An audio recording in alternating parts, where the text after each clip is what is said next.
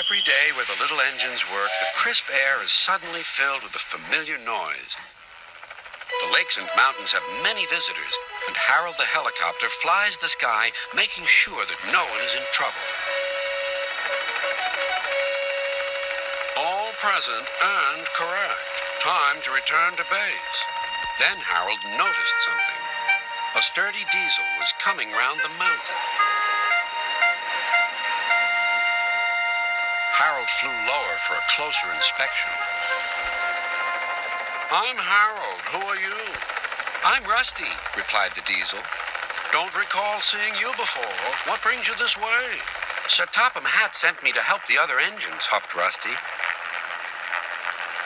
This was no time for a chat with a helicopter. Well done. Cheers, and keep up the good work. Cheeky chopper, muttered Rusty. Not long now, encouraged the driver. We'll soon be at the top station. Peter, Sam, and Sir Handel were glad to see Rusty.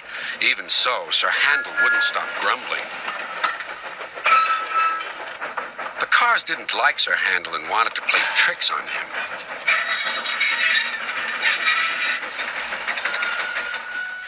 No one understands our feelings, sympathized Gordon. Now, if you were ill, you couldn't shunt cars, could you? Good idea, replied Sir Handel. I'll try it. He did so next morning. I don't feel well, he groaned. There wasn't time to examine him, so some of his cars were coupled behind Peter Sam's coaches. Rusty promised to follow with the rest. Peter Sam didn't mind the extra work. He left his coaches at the station and trundled cheerfully on. Soon they reached the quarry where the cars were needed. Empty cars at the bottom of the slope are hitched to a cable. Loaded ones at the top are hitched to another.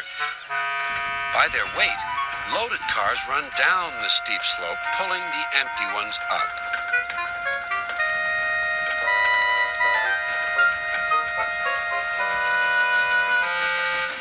Peter Sam duly waited at the bottom of the slope for the loaded cars.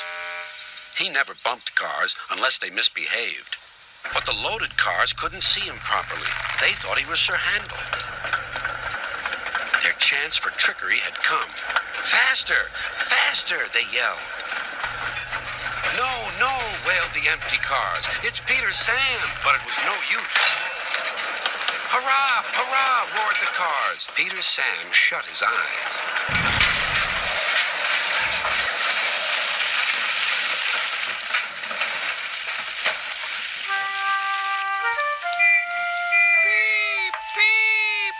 Peter Sam.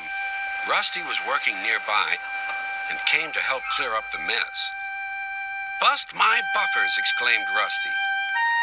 Never mind, Peter Sam. We'll get you out. Peter Sam felt battered. His funnel was cracked and his boiler dented. Thank you, Rusty, he sighed and limped slowly home. I'm sorry about your accident, said Sir Handel.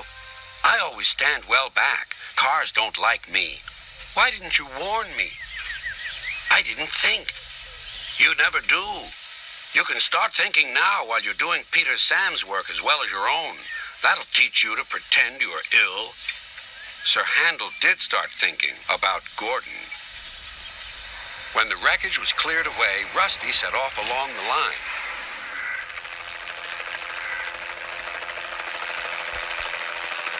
Splendid to see you again, whizzed Harold. I'm completing my evening's lookabout. Well done.